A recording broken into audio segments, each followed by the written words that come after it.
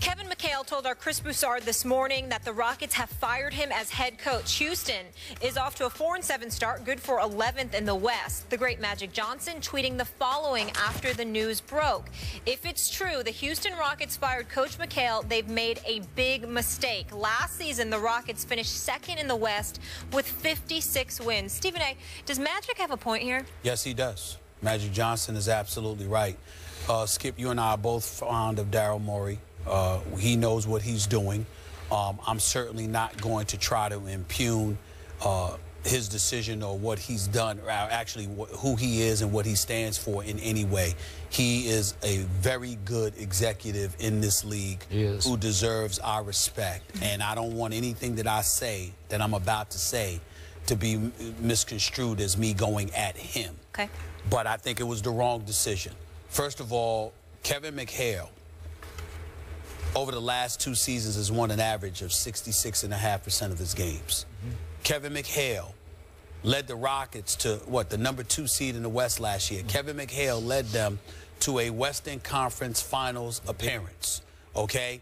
And 11 games into this season, all of a sudden it comes to an end. I think it was entirely premature. I think it was uncalled for.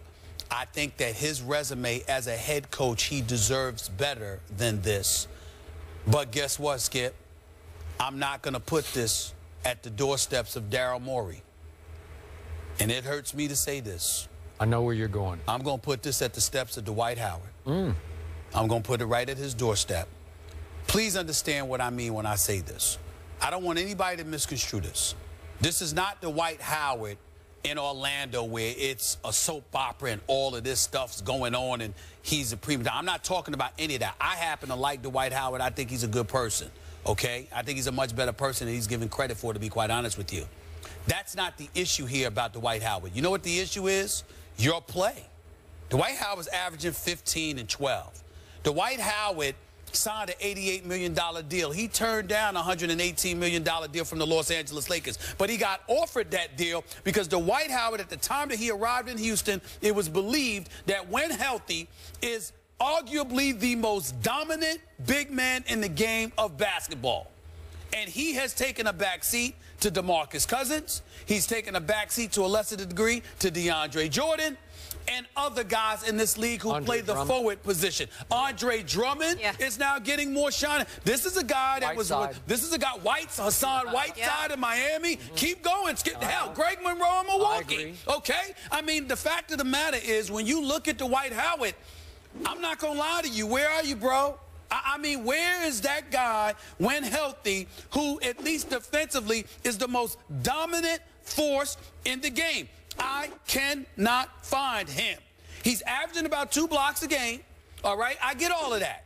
But when he went to Houston, look, Greg Harden's struggling to shoot from the field. Let me say this to y'all. So what? Get over it. Greg Harden will be just fine. He's a superstar.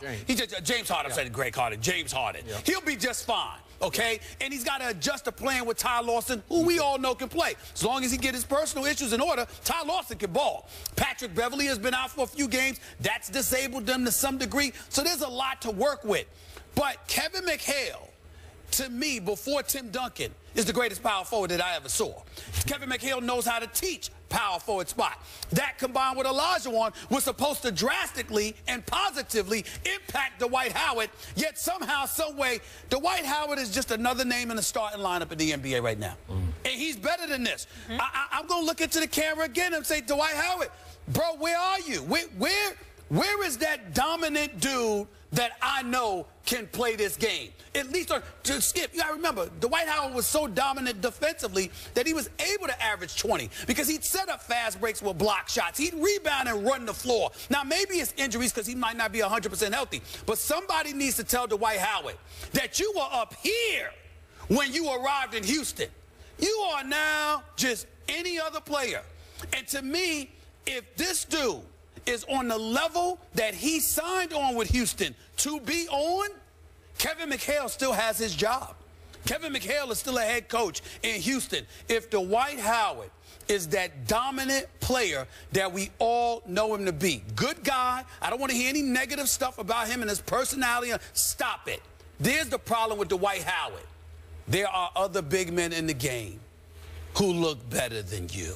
And that is why, to me, Kevin McHale is gone. So you're saying Dwight's lack of production did Kevin McHale? Think about it, Skip. If Dwight Howard was Dwight Howard in Orlando, even if Dwight Howard who wasn't 100% but was in L.A. with them, Houston doesn't look like this. Kevin McHale still has his job. This is what it is. Yeah. Yesterday, you did say to me, Kevin McHale's going to be in trouble quickly. I told you yesterday afternoon when we were filming our promos that's going to be running in a few weeks, I told you I didn't think that Kevin McHale was going to make it through the night, that I'm hearing he could be gone. And it happened. Okay, so I got to get to the guts of this. Sure. Why did it happen? Was it Daryl Morey saying, something has to happen here, somebody's got to go, somebody's got to pay because we're 4-7? That's only 11 games into the year. Would Daryl Morey overreact that quickly to this start? Okay, was it a player revolt against Kevin McHale? Possibly, because this is a tough team to coach. Yes, personalities on James Harden, he can be a little different. He can be his own guy. You've had some issues with him before, right? You never know. Yeah. So you threw in Ty Lawson, that was Daryl Morey throwing him in, saying, we need a point guard. We need to put you as the off guard. We need the ball out of your hands completely, where we get it into your hands just to shoot the basketball. And maybe James has not liked that flow, that mix, that rhythm with Ty Lawson. But is that Kevin McHale's fault? Because I know Kevin a little, not a lot. He is his own man. Yes, he is. He takes nothing off nobody because he doesn't need to.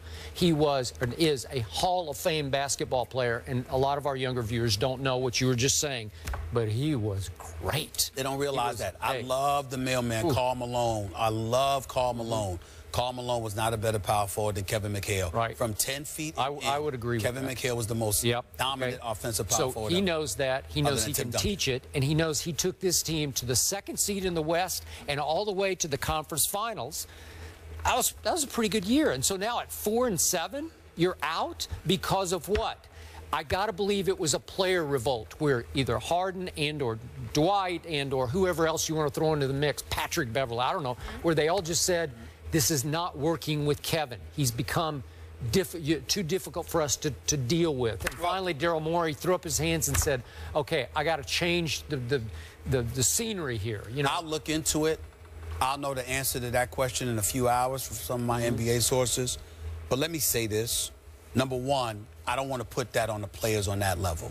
I don't think that James Harden and those guys are those kind of guys. They might be a bit temperamental, a bit sensitive at times. You know that with James Harden, but it doesn't matter. You don't have to flow with me, like me, or whatever the case. I love and respect those guys for who they are and what they represent to the basketball community. They're great guys. They're ambassadors for the game. They bust their tails. They work hard, and they produce for the most part. Just because you got a different personality, it's up to a coach to learn how to ingratiate himself with those different personalities and adjust accordingly and go with that. I don't believe that would be the case this early, not when you're just fresh off a Western Conference Finals appearance. I think the analytics... Remember their comeback against the Clippers? Yes, it was like all-time, right? All-time. 19 points in the third quarter, outscored them 49-9. Don't get me started with that. I'm still depressed. The point that I'm trying to make to you is that when you look at it from that perspective, there were analytics guys, because we know that Daryl Morey's into that, and Kevin McHale had to adjust to that usage. Sure. That could have played the role. Maybe. But I think the one undeniable component, because I'm not trying to say, when I say Dwight Howard, I'm not trying to say that was the only reason. Please don't misconstrue what I'm saying. And I'm not trying to say he did it intentionally. I'm just saying that Dwight Howard's got to play better. You're big time as a player. We just can't see it. You don't look that way. And I believe that if you remember, I was there. I interviewed Dwight Howard the day he signed with Houston and had his press conference in Houston on that Saturday afternoon. You remember that, Skip? I was there. Guess who else was there? The Calvin Murphys of the world, the Akeem the Dream Olajuwons were there. Believe it, Moses Malone was there, God rest his soul. You know, Kevin McHale, obviously.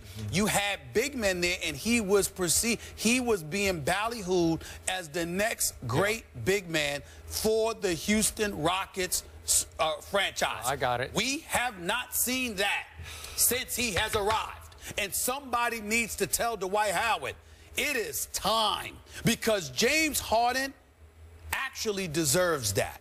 He's too much of a superstar for you not to be who you're supposed to be. You know and I know, in the end, this team revolves around James Harden. It did all last year when he put up MVP kind of numbers. His numbers are way off. He's had some really bad nights this year. But Skip, It also helps when you block shots and you facilitate breaks and score easy baskets. That's what I'm talking about with Dwight Howard. We got to see it, man. He's got to step up.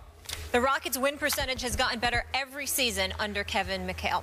Moving on, Aaron Rodgers has gone from a bad man just to bad without Jordy Nelson. Brian Dawkins will let us know why Nelson wasn't getting the credit he deserved. That's after the break.